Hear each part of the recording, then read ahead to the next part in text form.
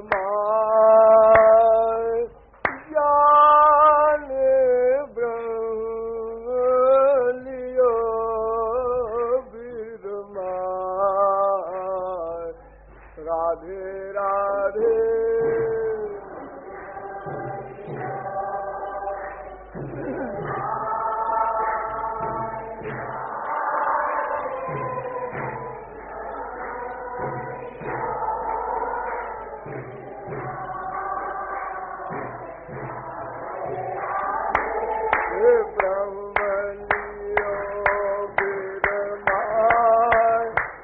ज्ञान ब्रह्म लियो बिरमाय।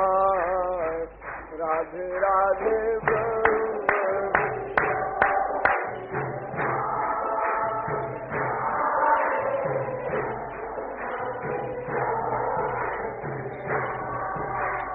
धनी धनी धनी धनी रसिकन धन गोवर्धन जाने ब्रह्म लियो बिरमाय।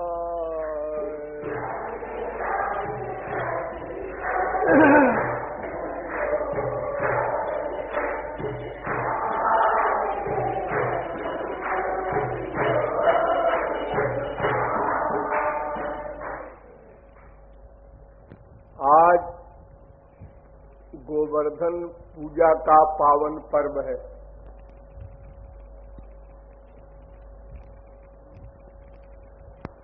पांच 5000 वर्ष पूर्व पूर्ण पुरुषोत्तम ब्रह्म श्री कृष्ण ने अवतार लिया था। अवतार काल में अनेक प्रकार की लीलाएं की। उन्हीं लीलाओं में एक लीला गोवर्धन धारण की भी थी। भगवान का जब अवतार होता है तो अवतार काल में अनेक प्रकार के कार्य होते हैं, क्योंकि विश्व में अनेक प्रकार के जीव हैं। प्रकार से मेरा तात्पर्य है अनेक कक्षाओं के जीव हैं। कोई जीव ऐसे हैं जो घोर संसारासक्त हैं, कोई जीव ऐसे हैं जो संसार में कुछ आसक्त हैं, कुछ जीव ऐसे हैं जो विरक्त हैं, और कुछ इसके आगे और भी हैं, यहां तक कि अवतारी तक आए थे उनके काल में। तो सभी को सामान देना है, इसलिए रस वैलक्षण्य का अंतर होता जाता है।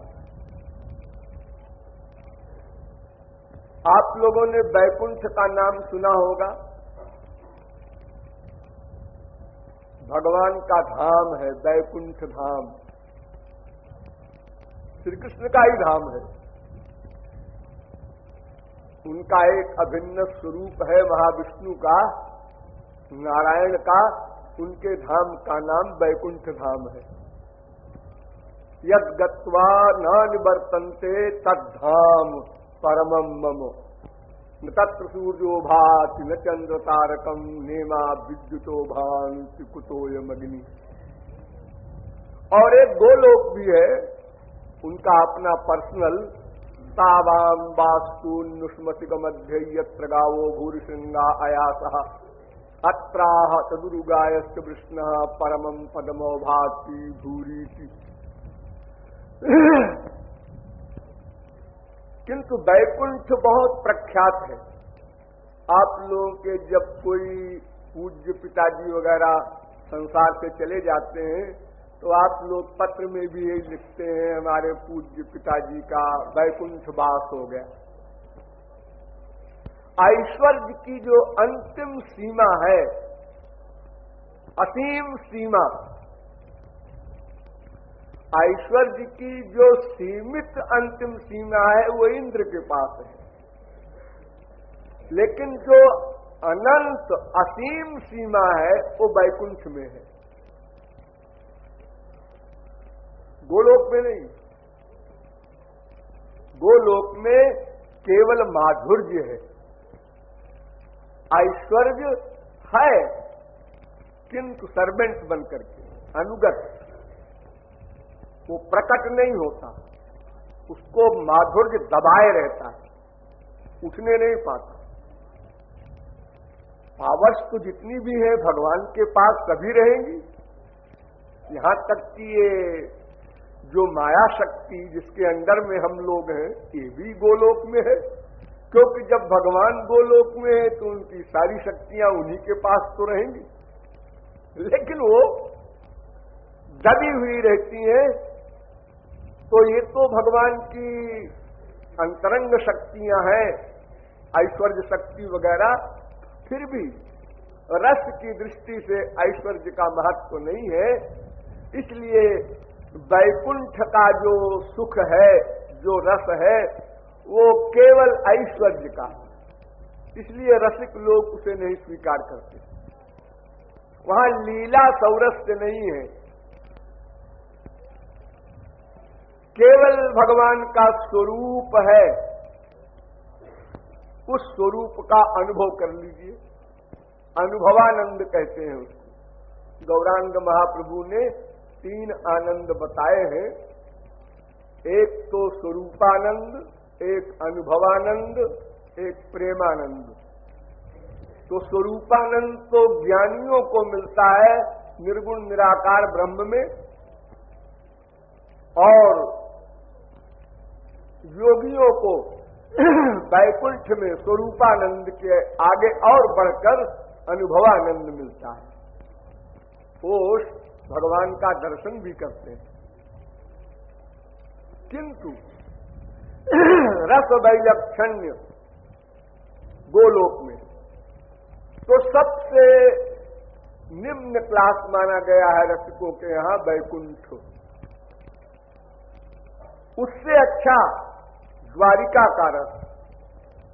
यहां ऐश्वर्य विशेष है, किंतु माधुर्य भी है, यहां लीला भी है। रसिक लोग कहते हैं ये भी ठीक नहीं। उससे अच्छा मथुरा के श्री कृष्ण का रस है। इसमें कभी ऐश्वर्य अधिक हो जाता है, कभी माधुर्य। यो समझ लो 50-50 है। इसको भी नहीं स्वीकार करते रसिक लोग। इसके बाद प्रारंभ होता है ब्रज रस। ब्रज रस में ऐश्वर्य माइनस हो गया। इसका तात्पर्य ये न समझिएगा कि ऐश्वर्य शक्ति छिन गई श्री कृष्ण से। कोई भी शक्ति शक्तिमान से पृथक एक क्षण को भी नहीं रह सकती। प्रत्येक शक्ति शक्ति के साथ सदा रहती है। जैसे अग्नि है, अग्नि में जलाने की शक्ति है, प्रकाश करने की शक्ति है। किसी समय अग्नि प्रकाश नहीं कर रही है, लेकिन वो शक्ति है उसके अंदर। उसमें तृण डाल दीजिए, उसका उपकरण दे दीजिए, प्रकाश हो जाएगा।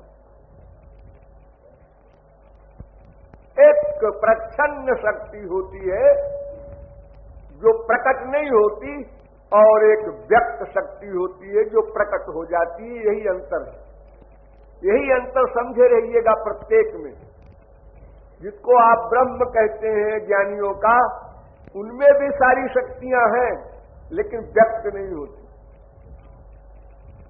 उसके बाद वैकुंठ में और व्यक्त होती हैं, द्वारिका में और व्यक्त होती हैं, मथुरा में और व्यक्त होती हैं, ब्रज में और अधिक व्यक्त होती है। वहां माधुर्य रस है, लेकिन माधुर्य रस में भी बहुत से क्लास हैं।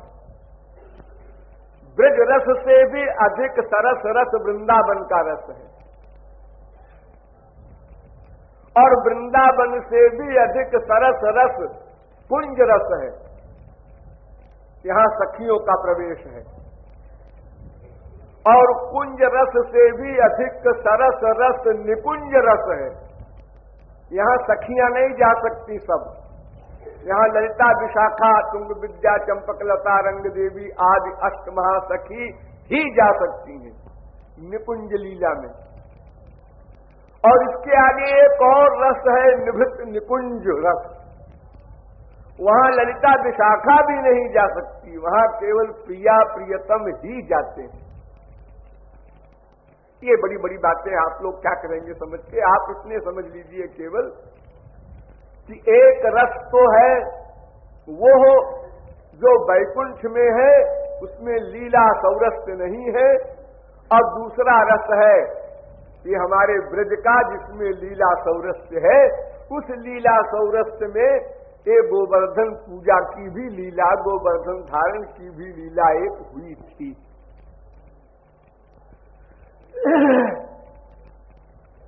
क्यों हुई थी ये इतिहास भी आप लोग जानते हैं, लेकिन वो इंपॉर्टेंट नहीं।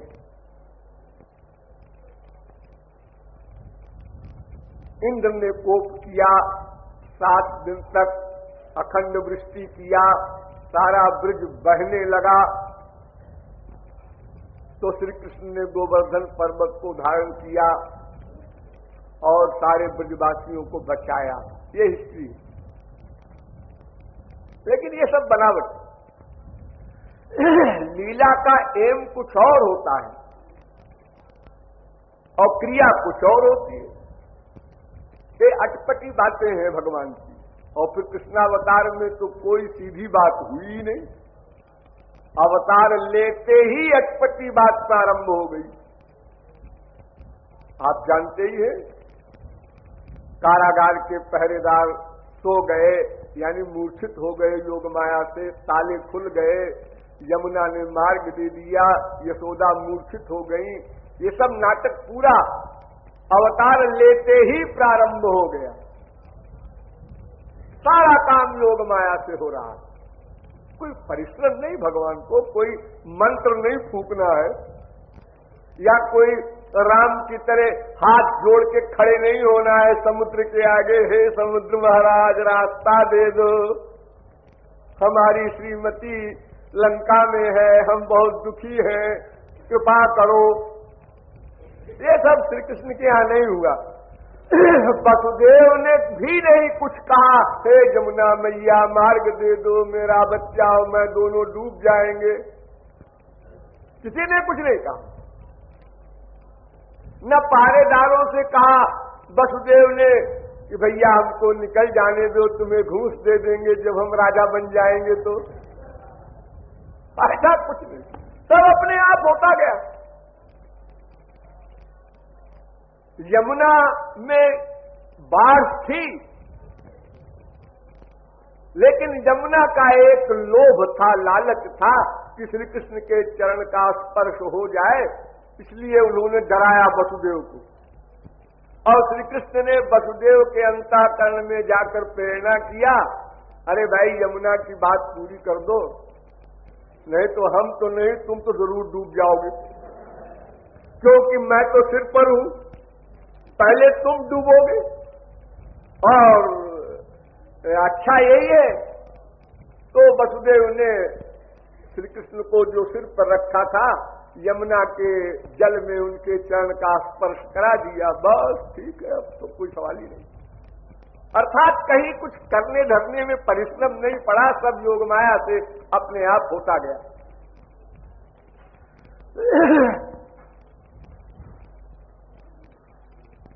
तो ये सब श्री कृष्ण का जो भी कार्य हुआ कृष्णावतार में, वो अलग अलग कक्षा के जीवों के हिसाब से हुआ।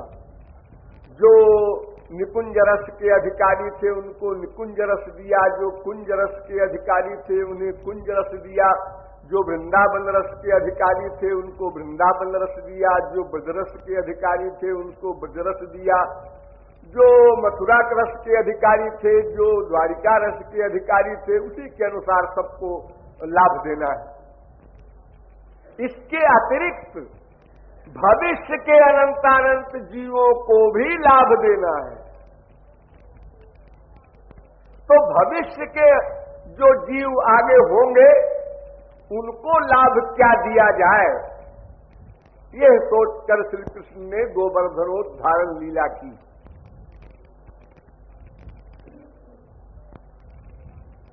हम लोग अनादिकाल से भगवान की भक्ति कर रहे हैं। प्रत्येक शब्द पर ध्यान दीजिए। अनादिकाल से भगवान की भक्ति कर रहे हैं। अनंत जन्म बीत गए भक्ति करते करते। अनंत बार भगवान का नाम लिया, अनंत बार भगवत प्राप्त महापुरुषों से मिले, अनंत बार श्री कृष्ण के भी दर्शन किए, अनंत बार उनकी लीलाएं सुनी। ये कीर्तन भजन जो कुछ आप लोग आज कर रहे हैं, ये अनंत जन्म में कर चुके हैं। अनंत बार मानव देह प्राप्त हो चुका है। इतनी लंबी स्टोरी है हम लोगों की, लेकिन बात बनी नहीं, बिगड़ती चली गई। क्यों? केवल एक गड़बड़ी थी, और वो अभी भी है, और वो जब तक रहेगी तब तक हम आगे भी लाख करोड़ अथवा अनंत काल तक भगवान की भक्ति करते रहें, हमारा काम नहीं बनेगा। वो गड़बड़ी, वो मिस्टेक जो हम करते हैं, कर रहे हैं, किया है, उसको मिटाने के लिए श्री कृष्ण ने गोवर्धन धारण किया। तो क्या गड़बड़ी है, क्या विज्ञान है उसका? अनन्यता। वेद से लेकर रामायण तक सर्वत्र एक बात लिखी हुई आपको मिलती है, आप रोज सुनते हैं, तमेव मामेव त्वमेव। एव माने होता है ही, अनन्याश्चिंतयन्तो माम। अनन्य अर्थात भक्ति तो कर रहे हो तुम लोग, अनन्य भक्ति नहीं करते। अनन्य भक्ति की शर्त है भगवान की, तब वो कृपा करेंगे। उनकी कृपा से हम जो वंचित हैं, उसमें यही एक कारण है कि हमारा उनके प्रति विश्वास नहीं है 100%। 100% विश्वास जिस क्षण में हो जाएगा, उसी क्षण में हम अनन्य हो जाएंगे। अनन्य शब्द का अर्थ होता है अन्य में मन का लगाव न हो। अन्य माने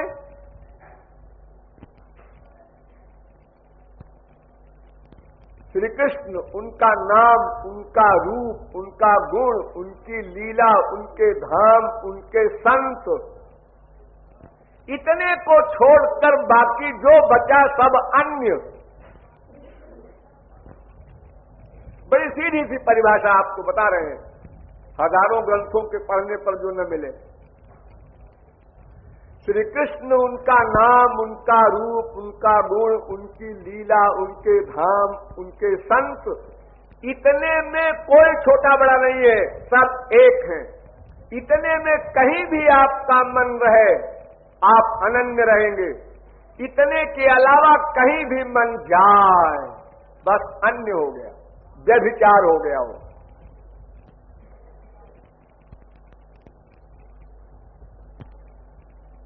अब अन्य में बचा क्या? अगर स्पष्ट जानना चाहो तो एक तो समझ लो मोक्ष, मायातीत तत्व, उसमें मन का लगाव न होने पाए, और माइक जगत अर्थात भुक्ति के क्षेत्र में सात्विक, राजस, तामस, ये 3 गुण के लोक या 3 गुण के सामान, ऐश्वर्य, कुछ भी कह दो, या इन 3 गुणों के अधीन रहने वाले व्यक्ति। प्रमुख रूप से 2 तत्व है, 3 गुण के व्यक्ति, 3 गुण के सामान। इन दोनों में आसक्ति न रहे, प्लस मोक्ष में न रहे, ये 4 चीजें। तो सात्विक देवता होते हैं, जितने भी नाम सुनते हैं आप, इंद्र, वरुण, कुबेर, जमराज, सब देवता लोग हैं। इनमें भी मन का लगाव न हो, और राजस व्यक्ति या वस्तु में भी न हो, मनुष्यों में, और तामस व्यक्ति या वस्तु में भी न हो। तो 3 तो माया के ये गुण वाले क्षेत्र और एक मायातीत मोक्ष, इनमें कहीं भी मन का लगाव न हो, कभी भी। एक शब्द और जोड़ देना, कहीं भी मन का लगाव न हो, कभी भी न हो। न चलति भगवत पदारविंदाल्लवनिमिषार्धमपि यह सब वैष्णवाग्र्य। 1/100 सेकंड को भी गड़बड़ न हो। अगर आप 23 घंटे 59 मिनट भी सच बोलते हैं और 1 मिनट झूठ बोलते हैं 24 घंटे में, तो आप सत्यवादी नहीं कहलाएंगे। आपको हरिश्चंद्र के बराबर स्थान नहीं मिलेगा। लवनिमिषार्धमपि, इसलिए 2 शर्तें रख दिया, अनन्यता के साथ साथ नित्य शब्द जोड़ दिया। अनन्यास चिंतयन्तो माम ये जना पर्युपासते तेषां नित्याभियुक्तानां योगक्षेमं वहाम्यहम् यो मां स्मरति नित्यशः। नित्य सततम कीर्तयन्तो माम, सतत निरंतर। तो अनन्य तो वही कहलाएगा जो निरंतर अनन्य रहे। कोई भी सिद्धांत हो जो निरंतर रहे उसी का नाम सिद्धांत होगा, और जो परिवर्तनशील हो वो कोई सिद्धांत ही नहीं है। जैसे आप पिता मानते हैं एक को, ये पिता है, सदा मानते हैं यही पिता है, यही पिता है, यही पिता है। आप 24 घंटे में एक बार भी ये नहीं सोचते कहीं पड़ोसी तो हमारा पिता नहीं। इस प्रकार सदा आपके मस्तिष्क में, मन में, बुद्धि में यही एक निर्णय रहे कि श्याम सुंदर उनका नाम, रूप, लीला, गुण, धाम, जन, बस इसी में मन रखना है। इसके अतिरिक्त देवताओं में भी नहीं रखना है। मनुष्यों की कौन कहे? और क्यों जी, ये हमारी मम्मी है, हमारे डैडी हैं, हमारे बेटे हैं, बीवी है, पति है, इनमें सब में इनसे हम प्यारे न करें। अगर इनसे प्यार 1/100 सेकंड को भी किया तो अनन्यता समाप्त। वहां तो केवल एक सिद्धांत है, त्वमेव सर्वम मम देव देव। फिर अनन्य कैसे रहोगे तुम? ये संसार में तुम प्यार करने के लिए नहीं भेजे गए हो, यहां कर्तव्य पालन करना है। ड्यूटी जिसे आप लोग कहते हैं, ये ड्यूटी का एरिया है। प्यार किया जाता है प्रेमास्पद से, जिसके पास प्रेम हो। इनके पास प्रेम नाम की वस्तु तो कौन कहे, ये प्रेम की परिभाषा तक नहीं जानते बेचारे। इनसे क्या प्यार करके पाओगे तुम? इसलिए शास्त्र वेद जब ब्रह्मचर्य के बाद गृहस्थ का आदेश देते हैं तो वहां भी आदेश देते हैं अनासक्त भाव से गृहस्थ में जाना बेटा, आसक्त न होना। मन का लगाव श्री कृष्ण में ही रहे। ब्रह्मचारी जब संध्या करने बैठता है तब भी उसको आज्ञा है, पहला मंत्र बोलता है अपवित्र पवित्रो वा सर्वावस्थान गतोपि वा यस्मरेत पुंडरीकाक्षं। श्री कृष्ण का स्मरण करो। गृहस्थ में जाओ, श्री कृष्ण का स्मरण करो। वानप्रस्थ में जाओ, श्री कृष्ण का स्मरण करो, अनन्य बने रहो। ये आश्रम धर्म को तुम्हारी अनन्यता में गड़बड़ अगर कर दिए तो बात खत्म, गिर गए तुमने वेद की आज्ञा का उल्लंघन किया, स्पिरिचुअल लॉ के खिलाफ बगावत की, विद्रोही हो, दंड मिलेगा। और वो मिल रहा है 84 लाख प्रकार की जेल। तो अन्य का अर्थ आप लोगों ने समझ लिया कि मोक्ष अंतिम और तामसी प्रवृत्ति अंतिम। इधर नीचे उधर ऊपर, इतने एरिया में हमारे मन का लगाव एक क्षण को भी न होने पाए। जब गोपियां श्री कृष्ण के पास महाराष्ट्र में गईं, तो श्री कृष्ण ने बड़े जोर से स्वागत किया। स्वागतम वो महाभागा, आइए आइए, वेलकम वेलकम। ये एक्टिंग हो रही है। क्यों आई? तुम सब बदतमीज हो। ये न बोल करके, भीतर तो ये भरा है और बाहर से बोलते हैं स्वागतम वो महाभागा। अरे तुम लोग बड़ी भाग्यशालिनी हो जो हमारे पास आई हो। बड़े तुर्रमखा हो तुम, अपनी तारीफ कर रहे हैं। तुम बड़ी भाग्यशालिनी हो जो हमारे पास आई हो। मैं ऐसा हूं? अच्छा आई हो तो प्रियं किंकरवाणी वाह, मैं आप लोगों की क्या सेवा कर सकता हूं? गोपियां श्री कृष्ण की भाषा समझती हैं। ये वेद की ऋचाओं की अवतार है। कुछ दंडकारण्य के परमहंस लोग अवतार लेके आए हैं, कुछ अग्नि के पुत्र हैं, कुछ मिथिला की गोपियां हैं, कुछ इसी प्रकार और वरदान ले करके, यानी भगवत प्राप्त महापुरुषों के क्लास वाले जीव सब आए हैं। ये सब जानते हैं श्री कृष्ण की ऐणी बहनी क्रियाओं को। वो अपना चुप रहे।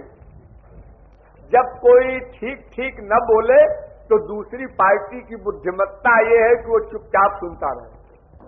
मेरे पास हजारों लोग इतनी बड़ी लाइफ में आए जो यहां वहां 2-4 किताब पढ़े रहते हैं, गीता उता, वो बोल जाते हैं पूरा, मैं सुनता रहता हूं चुपचाप। महाराज जी गीता में तो ये लिखा है, भागवत में तो ये लिखा है, रामायण में तो ये लिखा है। हाँ ठीक है ठीक है। जब वो थक जाए, तब उसका मैटर खत्म हो जाए, तब मैं बोलूंगा। अनावश्यक बोलने से क्या फायदा? उसको अपनी पूरी काबिलियत जो कुछ है निकाल लेने दो। बताओ, जिस गीता को अर्जुन के बाद इन्हें गिने लोगों ने, भाग्यशालियों ने सारे विश्व में समझा, उस गीता का लेक्चर हर व्यक्ति देने को तैयार है। महाराज जी गीता में तो कर्म कहा गया है, कर्म करो। किं कर्म किम कर्मेति कवयो तत्र मोहिता। ये बड़े बड़े तत्वज्ञ भी इस विषय में मूढ़ बन जाते हैं कि क्या कर्म की परिभाषा है क्या? ये कर्म शब्द का अर्थ क्या है जो गीता में कर्म लिखा है? और अंगूठा छाप भी इस शब्द का प्रयोग करके एक लेक्चर दे देते हैं। अपना स्वभाव है लोगों का। तो गोपियां चुप रहे, श्री कृष्ण बोलते रहे। हाँ, तो आप लोगों का स्वागत हो, मैं आपकी क्या सेवा कर सकता हूं? वो क्या सेवा कर सकता हूं, ये गोपियों ने उत्तर ही नहीं दिया। अब क्या होगा? अब ठाकुर जी आगे और बोलेंगे, और क्या होगा? जब एक पार्टी नहीं बोलेगी तो दूसरी पार्टी को बोलना पड़ेगा। तो ठाकुर जी ने कहा, ओ समझा समझा समझा, देर में समझ में आया आपसे। जी हाँ, क्या समझा? ठाकुर जी ने कहा, मैं समझ गया आप लोग क्यों आई हैं। बतावे न बतावे, क्या बात है? शरदोत्फुल्ल मल्लिका। देखो, शरत काल में बसंतकालीन फूल खिले हैं, ऐसी अनहोनी बात। अगर संसार में कहीं कोई विचित्र बात होती है तो वहां लाखों की भीड़ इकट्ठा हो जाती है। बिना परिश्रम के, बिना बुलाए, छोटी मोटी भी कोई एक झलक अंड बंड की कोई उड़ा दे चमत्कार की, देख लो वहां भीड़ इकट्ठा हो जाए। अरे बिना चमत्कार के ही भीड़ इकट्ठा होती है।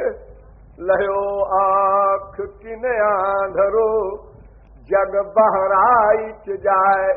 हमारे देश में 50 स्थानों पर कब्रिस्तान है, जहां कभी कोई मौलवी मौला, कोई बाबा मर गए थे, मरने के बाद वहां उनकी लाश वाश गाड़ दी गई। उन कब्रों में हम लोग जाते हैं, क्या मोहम्मदन, क्या हिंदू, क्या ईसाई, सब जाते हैं। और वहां जाओगे तो तुम्हारे बच्चा हो जाएगा, बच्चा हुआ है टेढ़ा तो सीधा हो जाएगा, उसके आंख नहीं है तो आंख बन जाएगी, यानी सब इम्पॉसिबल पॉसिबल हो जाएगा उस कब्रिस्तान में जाने से। जाते हैं, लाखों का मेला हर साल लगता है। भारत सरीखे तत्वज्ञ देश का ये बुरा हाल। तो इसी प्रकार जब शरत काल में बसंतकालीन फूल खिले हैं, एक अनहोनी बात है, तो उसको देखने के लिए तो गांव के गमार गमारिन तो क्या, बड़े बड़े काबिल लोग हवाई जहाज पे भी जा सकते हैं। तो इसलिए तुम आई होगी तुम लोग, ठीक है ठीक है ठीक है, ठीक ही है। और वास्तव में ऐसी खबर कोई किसी को मिले, अरे तुमने देखा है क्या आम में बौर कब आते हैं? कब आते हैं? मार्च के महीने में आते हैं। अभी नहीं, जुलाई में आम फला में बताऊंगा आपको। अच्छा चलो देखेंगे।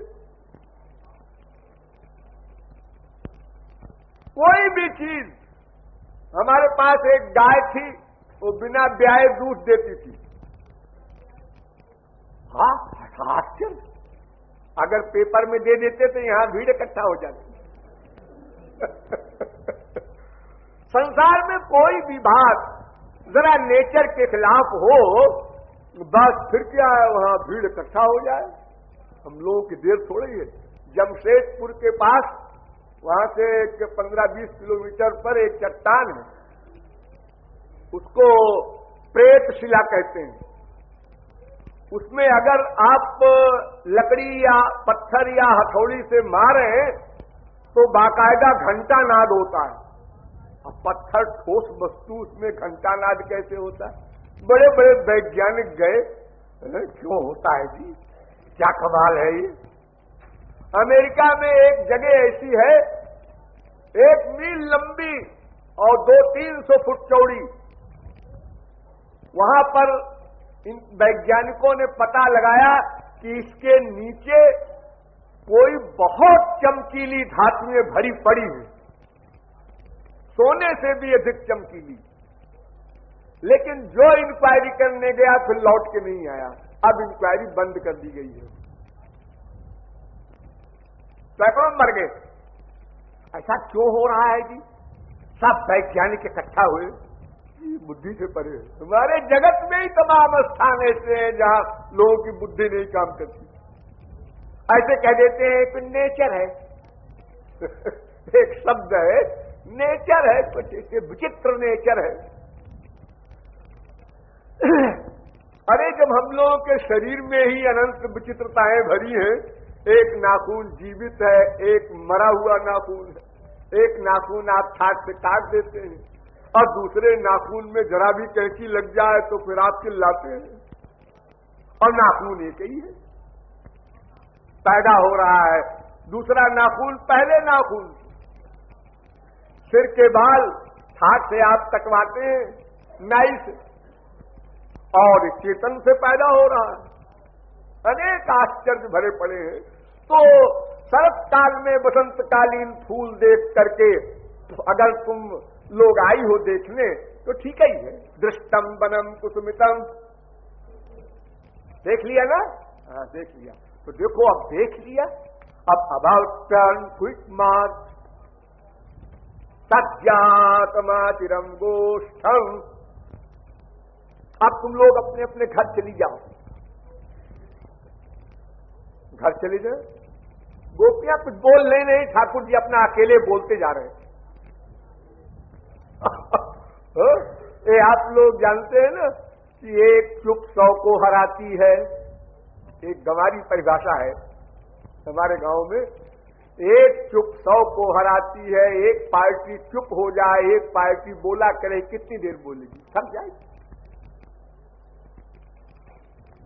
तो ठाकुर जी ने कहा कि अब तुम लोग घर चली जाओ।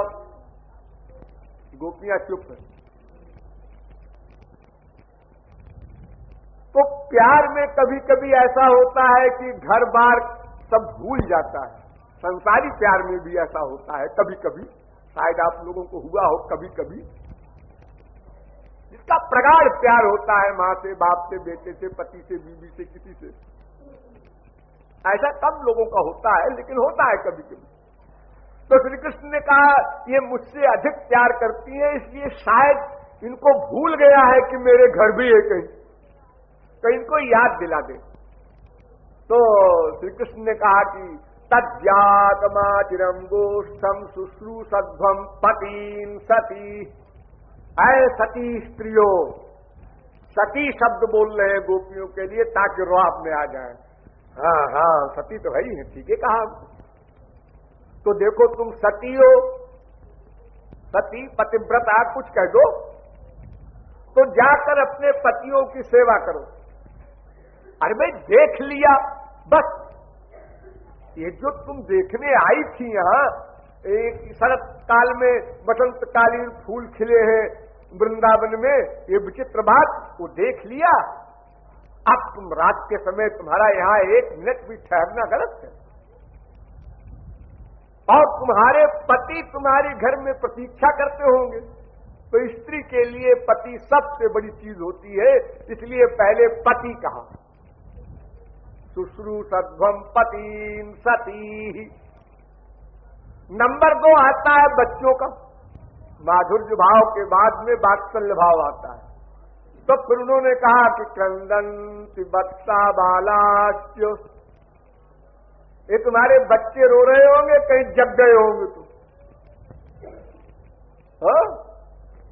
और जब बच्चे जग जाएंगे, रोएंगे, चिल्लाएंगे, तो पति जग जाएगा अगर सोता रहा होगा तो। और वो चिल्लाएगा अरे क्यों रुआ रही है, और कोई जवाब नहीं आएगा, तो पति उठेगा खाट से, कहां गई हमारी श्रीमती। तो फिर अकांड कांड खड़ा हो जाएगा। फिर तुम ये कहो कि मैं तो वृंदावन के इस विचित्र दृश्य को देखने गई थी, शरत काल में सुना है कि वहां बसंतकालीन फूल खिले हैं। ये पति नहीं सुनेगा, सीधे लठिया उठाएगा।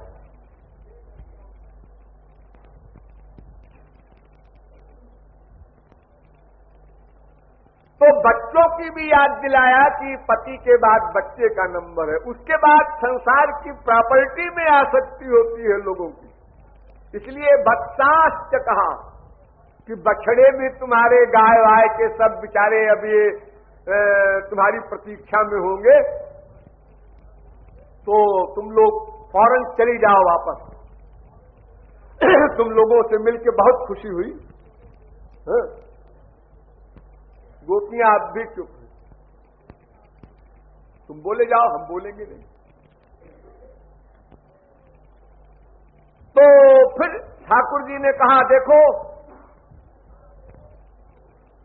तुम लोगों ने सुना होगा स्त्री का एक ही धर्म है, पतिव्रता धर्म। पति लंगड़ा हो, लूला हो, अंधा हो, काना हो, बहरा हो, बीमार हो, कैसा ही पति हो, पति स्त्री भीर नहातव्यो लोके सुभिरपातकी। अपातकी पति का परित्याग नहीं करना चाहिए, भले ही वो लंगड़ा लूला कैसे ही हो। देखिए ये तमाम स्त्रियां जो आज दोष लगाती हैं हमारे भारतीय दर्शनों पर, ग्रंथों पर, किताब पुरुषों की ज्यादती है कि स्त्रियों के लिए ऐसा कानून बना दिया शास्त्रों में कि लंगड़ा हो, लूला हो, अंधा हो, उसकी सेवा किए जाओ।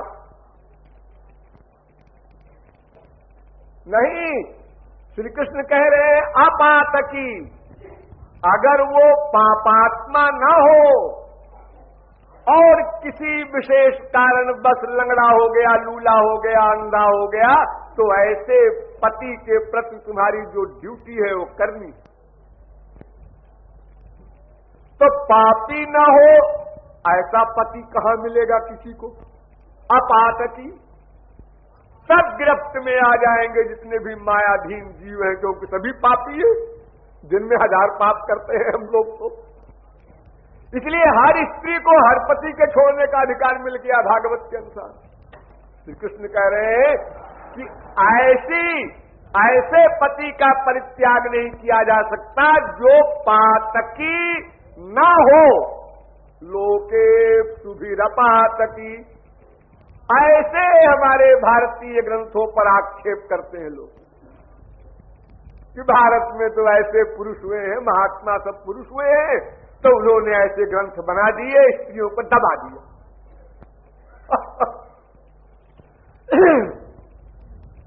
तो अगर गोप लोग यानी गोपियों के पति लोग अपनी बीवी को रोकते हैं श्री कृष्ण के पास जाने के लिए, तो इससे बड़ा तो और कोई पाप नहीं हो सकता। ये तो नामापराध है। सुप्रीम पावर के पास जाने के लिए रोके। ये श्री कृष्ण कौन है? गोपीनाम तत्पतीनाम च सर्वेषामेव देहिनाम। ये गोपियों के भी पति हैं श्री कृष्ण और गोपियों के पतियों के भी पति हैं। पतिम पतीनाम परमम परस्तात्, वेद कहता है। तो जब गोपियों के पति तुम न मानो तो तुम्हारे गोपियों के पति हैं, तो फिर अब बोलो क्या बोलते हो इसके आगे? सर्वेषामेव देहिनाम, समस्त देहधारियों के वो पति हैं। फिर भी रोका, तो इसका मतलब पापात्मा थे। इससे बड़ा और क्या पाप होगा? गोपियां फिर भी चुप रही। वो जवाब दे सकती थी कि ठहरिए, आप क्या कह रहे हैं? अपातकी, और मेरा पति रोकता है, वो पातकी है, इसलिए मैं तो छोड़ सकती हूं। तुरंत एक मामूली कॉमन सेंस वाला भी बोल सकता था, लेकिन गोपियां कहती हैं फालतू क्यों बहस करो, इनको बोलने दो, ये अपनी सारी पंडिताई निकाल ले। जब फिर भी गोपियां नहीं बोली तो ठाकुर जी ने कहा है सुनती नहीं हो तुम लोग मैं क्या कह रहा हूं? यत्पत्य दुरीरामनुवृत्तिरंग स्त्रीणाम स्वधर्म इति धर्म विदात्वयोक्तम। अब आखिर में गोपियां बोली कि सुनने चाहते हो हमसे, तुम इतनी देर बोले मैं नहीं बोली, इसका मतलब ये नहीं कि हम लोग कोई नासमझ हैं। अरे थर्ड क्लास की जो हम लोगों में है वो भी वेद की ऋचाओं की अवतार हैं, जिनको पढ़ पढ़ के लोग महात्मा और ज्ञानी और परमहंस बनते हैं। ये हम लोग एक्टिंग में अंगूठा छाप है संसार की दृष्टि से, वो बात अलग है, लेकिन हमारी पर्सनैलिटी तो महाराज आप जानते ही हैं। तो क्या हम धर्म का स्वरूप नहीं जानते कि आपसे अनन्य प्रेम करने का मतलब क्या? अनंत बाप, अनंत मां, अनंत बेटा, अनंत बीबी, अनंत पति, अनंत रिश्तेदार, सब में मन का अटैचमेंट हटाना होगा।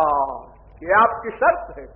आप हमको लेक्चर देते हैं कि जाओ सास ससुर की सेवा करो, पति की सेवा करो, बच्चों की सेवा करो, गाय बैल की सेवा करो, ये लेक्चर दे रहे हैं हमको आप। ये तो गधा भी जानता है, मरने के बाद हमारी इंडिया में नारा लगता है राम नाम सत्य है। इसका मतलब क्या? स्त्री पति बाप बेटा असत्य है। ये तो सिद्धांत ही बनाया है, गधे भी जानते हैं।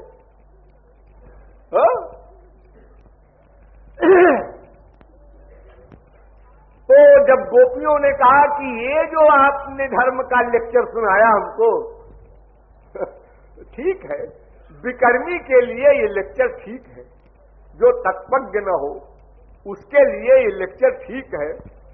कोई आवारा है, उच्छृंखल है, न भगवान को मानता है और न ये सब संसार का धर्म ही मानता है, उसको बांधने के लिए ये वर्णाश्रम धर्म का निरूपण है, ठीक है, बुरा नहीं है, लेकिन आप किससे बात कर रहे हैं? अरे जिससे बात कर रहे हैं, जिसको उपदेश दे रहे हैं, वो कितना बड़ा अधिकारी है, ये सोच के बोलना चाहिए ना। जिसने करोड़ों कल्प तप किया, ऐसे ऐसे बड़े बड़े योगींद्र मुनींद्र गोपी बनने का सौभाग्य प्राप्त किए, और उनको आप लेक्चर दे रहे हैं वर्णाश्रम धर्म का। तो गोपियों ने कहा, अस्त्वेवमेत दुपदेश पदे त्वयि से प्रेष्ठो भवांस्तनुभृताम किल बंधुरात्मा। महाराज, एक तो जितना लेक्चर आपने दिया, आप ही ने अपने मुख से कहा है अभी कि अस्वर्गमय सत्यंच फल विकृच्छ्रम भयावहम। अगर तुम लोग अपने पतियों की उपासना न करोगी, सास ससुर की भक्ति न करोगी, बच्चों की पालन पोषण नहीं करोगी, तो तुमको स्वर्ग नहीं मिलेगा। अस्वर्गीयम, तो पहली बात तो ये कि हमको स्वर्ग चाहिए नहीं, अतएव आपका लेक्चर बेकार गया। अरे भाई, जिसको स्वर्ग चाहिए उसी के लिए तो आप ये बता रहे हैं वर्णाश्रम धर्म का पालन। और क्षीणे पुण्य मर्त लोकम विशंति, अनंत बार स्वर्ग जा चुके हैं, हम लोगों को सब पता है स्वर्ग में क्या है, तो हमें स्वर्ग चाहिए ही नहीं, तो फिर आपका ये लेक्चर इस समय उपयुक्त ही नहीं है। और फिर महाराज एक बात बताओ, अगर हम चाहें भी, एक गोपी कोई चाह ले कि हम वर्णाश्रम धर्म का पालन करेंगे,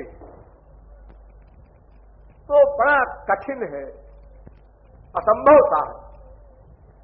मान लो एक स्त्री है और एक स्त्री से एक समय में उसका पति कहता है खाना बनाओ, ससुर कहता है हमारे साथ चलो वहां लेक्चर हो रहा है, सास कहती है हमारे हाथ में तकलीफ है आओ उसको मलो।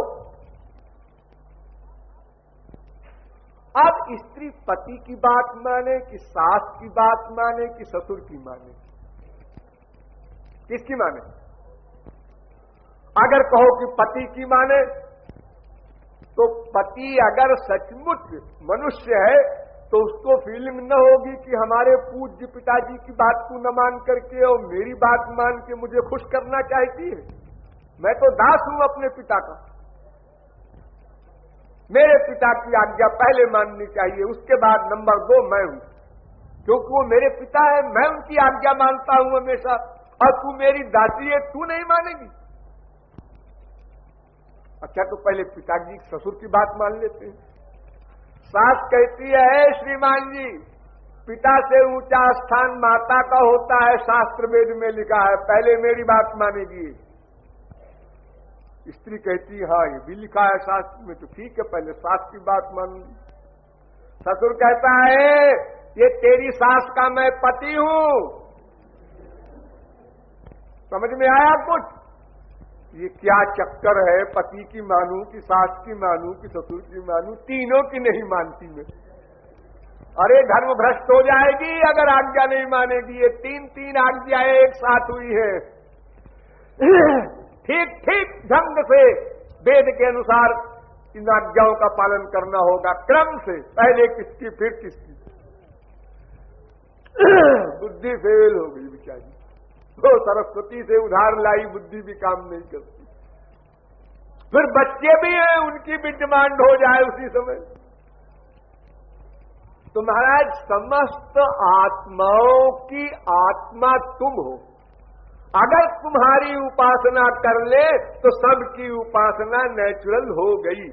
पेड़ की जड़ में अगर पानी चला जाए तो उसके शाखा उपशाखा पत्र पुष्प फल में जल अपने आप पहुंच गया, और एक एक पत्ते में अगर कोई पानी छोड़े तो भी पेड़ सूख जाएगा, क्योंकि जड़ में पानी नहीं गया। यथा तरोर मूल निषेचनेन तृप्यन्ति तत्स्कंध भुजोपशाखा प्राणोपहाराच्च यथेन्द्रियाणां तथैव सर्वार्धनमच्युतेज्या। उस सुप्रीम पावर श्री कृष्ण का सरेंडर, उनके प्रति शरणागति, उनके प्रति भक्ति यदि हमारी कंप्लीट हो गई तो सबकी भक्ति हमने कर लिया, ये मान लिया गया। ये नार्चितो हरिस्तेन तर्पितानि जगन्त्यपि रज्जन्ते जंतवस्तत्र स्थावरा जंगमा अपि। अलग अलग नहीं करना है फिर, न मनुष्य की, न देवी की, न देवता की, न किसी की। और किसी की भक्ति अगर कोई कर रहा है, उस भक्ति को छोड़ना पड़ेगा तो ये भी अपराध नहीं है और बहुत बड़ा पुण्य है। मनुष्य की भक्ति कर रहा हो, चाहे देवता की, चाहे किसी देवता के बाप की, किसी की हिम्मत नहीं है तो गड़बड़ करे बीच में।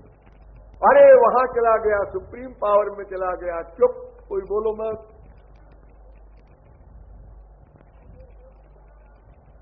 तो गोपियों ने कहा कि मैं जिस धर्म का पालन करने आई हूं यही धर्म है। सबई पुंसां परो धर्मो यतो भक्तिरधोक्षजे। हर ग्रंथ, हर संत, हर पंथ उसी सुप्रीम पावर की भक्ति बता रहा है और मैं वही करने आई हूं। मुझे न स्वर्ग चाहिए, न मोक्ष चाहिए और न नरक का डर है। अगर आप ये भी धौंस बताना चाहें भविष्य में तो हम पहले ही चैलेंज कर दें। अगर आप कहें कि तुम्हें स्वर्ग नहीं मिलेगा, अभी तक तो ये कहा है, लेकिन भविष्य में तुम ये कहो कि नरक मिलेगा, अरे नरक परक से क्या डर है, अनंत बार जा चुके हैं फिर चले जाएंगे। वो तो अपना घर है, अभ्यास।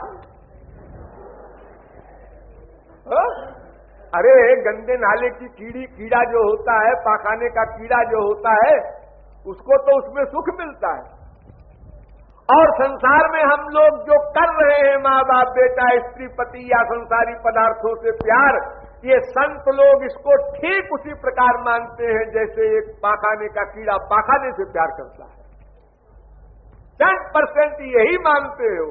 हम लोग भले ही कहें उनका कुछ जिसको ढीला है, भला बताओ रसगुल्ला कहाँ पाखाने का कीड़ा, क्या बातें करते हैं आप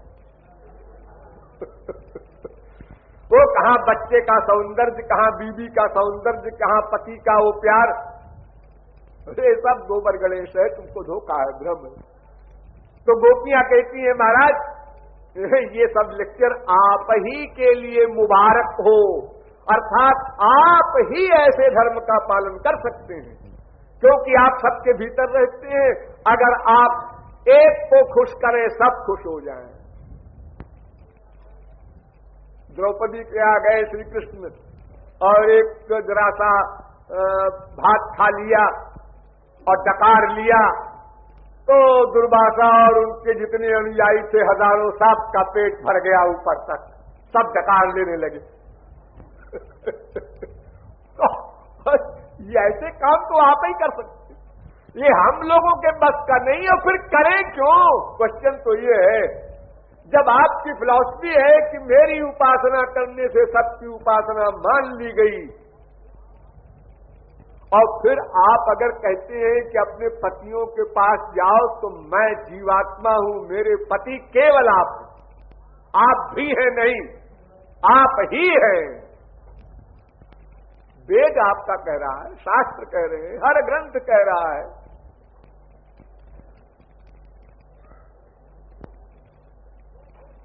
ठीक, तो फिर इसका मतलब ये है कि तुम लोग हमको भगवान जान गई हो। फिर गोपियां चुप। मैं क्या जान गई हूं क्यों बताऊं? क्योंकि गोपियों में कई कक्षाएं थी, कुछ तो भगवान जानती थी और कुछ ये जानती थी कि भगवान तो नहीं लेकिन हाँ है जरूर कुछ न कुछ खास, और कुछ जानती थी कि अरे नहीं ये तो हमारे पीछे पीछे घूमता है, दीवाना है हमारे रूप का, हमारे शरीर का। ये 3 कक्षा की गोपियां थी। तो गोपियों ने कहा अनावश्यक उत्तर दो, फिर बहस जारी होगी, उससे आगे क्या फायदा। फिर चुप हो गए। तो श्री कृष्ण ने कहा देखो, अगर तुम हमको भगवान मान के आई हो या महापुरुष मान के आई हो तो कोई पाप नहीं है, तब तो ठीक है। लेकिन श्रवणात् दर्शनात् ध्यानान् मयि भावोनुकीर्तनात्, देखो भगवान से या महापुरुष से प्यार अधिक अगर चाहता है कोई, तो हमेशा संयोग में रहने से अधिक प्यार नहीं होगा, उसमें दोष दिखाई पड़ने लगते हैं। इसलिए अलग रह करके ध्यान करे, भगवान का ध्यान करे बैठ करके, गुरु का ध्यान करे बैठ करके, तो भाव बढ़ता है, उससे भक्ति बढ़ती है। तो अगर तुम हमको भगवान समझ करके भी आई हो या अर्जुन की तरह गुरु ही मानती हो तो ठीक है, हमें कोई एतराज नहीं है। लेकिन जाके अपने घर में वहां कीर्तन करो, हरे कृष्णा कृष्णा कृष्णा हरे हरे। अनुकीर्तनात्, तो कि पास में अगर रहोगी तुम मेरे अंदर तुम्हें माइक बुद्धि नजर आएगी, क्योंकि मैं तो माइक कार्य करता हूं। अगर मैं माइक कार्य न करूं तो माया के संसार में मुझे आने नहीं चाहिए। कोई महापुरुष हो, कोई भगवान हो, अगर वो माइक व्यवहार न करे, माइक एक्टिंग न करे, गुणातीत अवस्था में रहे, तो फिर वो संसार में 1 सेकंड नहीं रहना चाहेगा। बाढ़ में जाए ऐसा संसार, क्यों यहां रहे हम? अरे भाई जीव कल्याण के लिए रहेगा तो जीवों की तरह सब समझना पड़ेगा, करना पड़ेगा। कपड़ा भी पहनो, नंगे मत घूमो, ऐसे बैठो, ऐसे बोलो, ऐसे व्यवहार करो, ये सब करना पड़ेगा भगवान को भी, महापुरुष को भी। अगर जीव कल्याण नहीं करना है, अपनी पर्सनैलिटी में रहना है, तो वो पागल डिक्लेयर कर दिया जाएगा। और जब पागल डिक्लेयर होकर के संसार में रहना है तो बाहर में जाए संसार, अपने वो लोग जाते हैं। क्यों रहेगा यहां हमारे संसार में लोगों की गाली खाने को, पत्थर खाने को? अरे उसको तो बेचारे को मेहनत करनी पड़ती है कि दुनिया वाले कैसे करते हैं वैसे हम भी सीखें। जैसे आप लोग अमेरिका जाएं, इंग्लैंड जाएं, रशिया जाएं, तो वहां की सभ्यता के अनुसार आपको सब काम सीखना पड़ेगा, जानना पड़ेगा, वैसे ही करना पड़ेगा। यहां आप किसी के पैर छूते हैं, नमस्कार करते हैं, वहां कैसा होता है?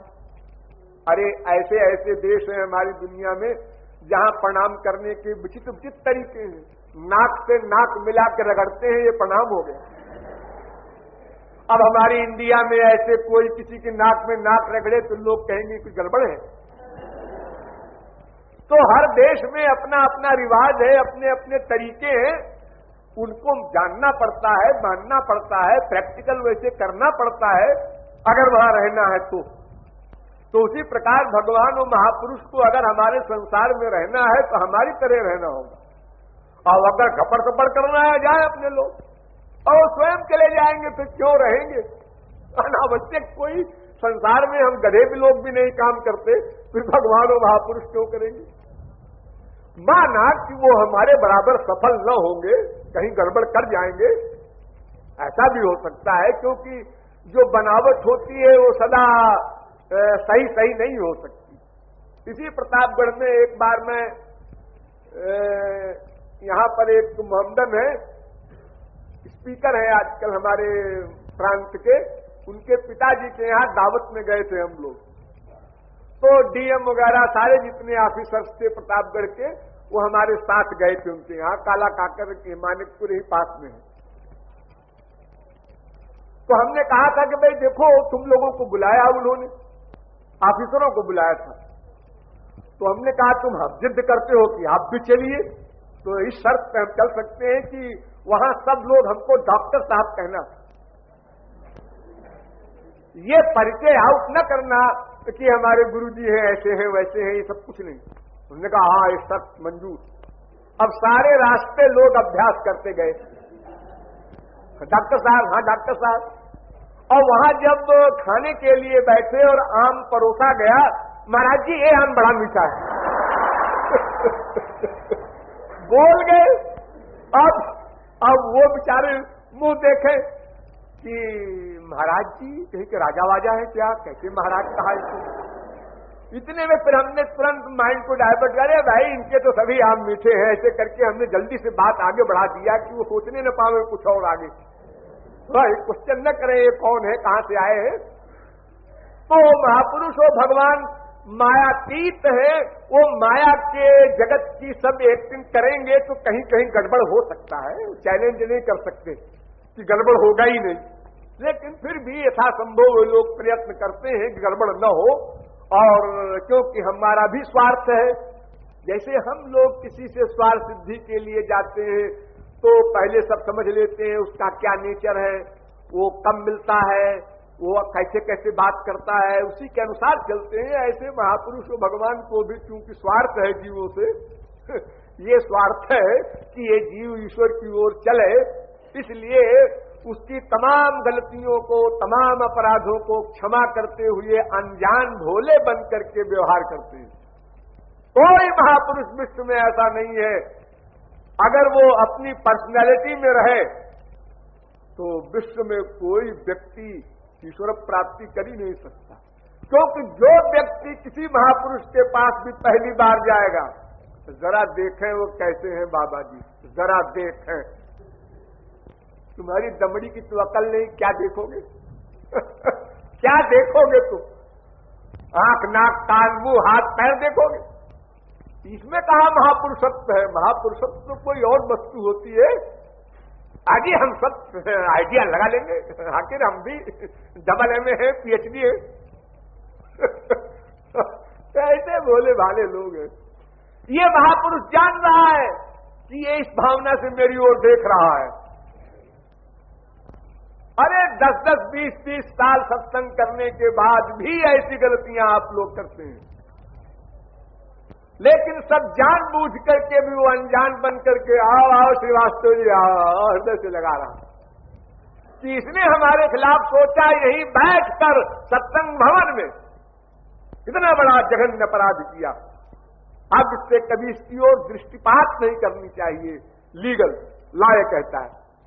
लेकिन नहीं, ऐसा मत करो भाई, कृपा करो, कृपा करो, तब जीवों का कल्याण होगा। न्याय करोगे तो एक भी जीव ईश्वर की ओर नहीं जा सकता तो ठाकुर जी कहते हैं कि तुम लोग श्रवण कीर्तन भजन दूर वियोग में वहीं रह करके करो, क्योंकि हमारे पास रहोगी तो हमारे माइक कार्यों को देख करके तुम्हें डाउट होगा। इनको भूख भी लगती है, इनको प्यास भी लगती है, इनको दर्द भी होता है, रोते भी हैं, इनकी कामनाएं भी हैं। ये सब गोबर खोपड़ी में भरेगा तो तुम्हारा नुकसान होगा। गोपियों ने कहा कि महाराज एक पॉइंट बड़ा स्ट्रांग है आपका, इसमें अब हार जाएंगे जरूर, प्रतिया लौट जाओ। ये क्या है? आज्ञा। आज्ञा आज्ञा गुरु की भगवान की मानना ही है, बिना सोचे, बिना समझे, बिना बुद्धि लगाए। ये इतना स्ट्रांग पॉइंट है कि गोपियां कुछ नहीं बोल सकती, उनको लौट जाना चाहिए। लेकिन फिर भी बोल गई, और क्या बढ़िया जवाब दिया। पादौ पदम न चलत तव पाद मूलात् याम कथम ब्रजमथो करवाम किंबा। महाराज मैं आपकी आज्ञा मानकर फौरन चली जाती, लेकिन ये पैर चलते ही नहीं। ये पैर चल, मैं कोशिश कर रही हूं चले पीछे की तरफ, नहीं चलते। क्यों? ये क्या बात है कि पैर नहीं चलते? बात बताऊं क्या है? चित्तम सुखे न भवता परितम गृहेषु। मेरे चित्त को तो आपने चुरा लिया, हड़प लिया डकैती करके। अब चित्त के बिना इंद्रियां वर्क कैसे करेंगी? बताओ कोई विश्व का फिलॉसफर। मन के बिना जड़ इंद्रियां वर्क नहीं कर सकती, पैर अपने आप नहीं चलेगा। जब मन का संयोग होगा, मन बुद्धि कहेंगे चलो इधर चलो, उधर चलो, धीरे चलो, तेज चलो, जल्दी जल्दी चलो, ये सब काम मन बुद्धि कराएंगे पैर से, अपने आप पैर नहीं करेंगे। तो मन बुद्धि आपने ले लिया, इसलिए पैर पीछे की ओर जा ही नहीं रहे। मैं बड़ी चेष्टा कर रही हूं कि आपकी आज्ञा का पालन करूं, नहीं कर पा रही। ये अंतिम उत्तर गोपियों का। ठाकुर जी ने कहा ठीक है, ठीक है, मुझे केवल देखना था, परीक्षा करना था। हर टीचर बच्चों की परीक्षा लेता है, स्वाभाविक है। तो गुरु शिष्य की परीक्षा लेता है, भगवान भक्त की परीक्षा लेता है। जितनी बार सोना आग में डाला जाएगा उसमें चमक बढ़ेगी, कोई घटने की डर नहीं है, कोई मुसीबत नहीं है। तो अनन्य का मतलब है जिसमें हमारा मन केवल श्री कृष्ण उनके नाम रूप लीला गुण धाम जन में ही रहे, अन्यत्र कहीं भी न रहे, वो अनन्य कहलाता है। तो इंद्रादिकों की जो पूजा हो रही थी कृष्णावतार में भी, आज भी हो रही है, उसके पहले भी होती थी। और संत महात्मा बार बार समझाते रहते थे, यांत देव व्रता देवान, अरे देवताओं की भक्ति करने वालों तुम स्वर्ग जाओगे 4 दिन के लिए, फिर कुत्ते बिल्ली गधे की योनियों में जाओगे। कि मत करो, यामिमाम पुष्पिताम वाचम प्रबदंत्य विपस्थिता, ये मीठी मीठी बातों के धोखे में ना आओ। फिर भी लोग अज्ञानी है और सकाम है, और उनको पंडित लोग बहका देते हैं, ऐसा कर लोगे तो ये फल मिल जाएगा, ऐसा कर लोगे तो ये फल मिल जाएगा। आरत के चित रहत न चेतु, लोग भाग पड़ते हैं उसके पीछे। तो इस सबको मिटाना था श्री कृष्ण को, इसलिए इंद्र की पूजा बंद कर दी। जब देवताओं की पूजा ब्रज में बंद हुई तो इंद्र को क्रोध आया, क्योंकि उसको मालूम नहीं था कि श्री कृष्ण ब्रह्म है, और किसी से डरता नहीं इंद्र, केवल भगवान सुप्रीम पावर से डरता है। बाकी तो सब उसके अंडर में है, अग्नि वरुण सूर्य चंद्र सभी उसके अंडर में है। तो उसने इस प्रकार का नाटक किया विरोध का, और फिर श्री कृष्ण ने ये एक्टिंग की पहाड़ उठाने की। फिर इंद्र को ज्ञान हुआ और वो सदा के लिए श्री कृष्ण अथवा उनके पर्यायवाची गोवर्धन की पूजा हुई। ये प्रमुख बात है, डिटेल तो बहुत है अभी, लेकिन आप लोगों का मैंने बहुत समय लिया। बोलिए गिरिराज महाराज की।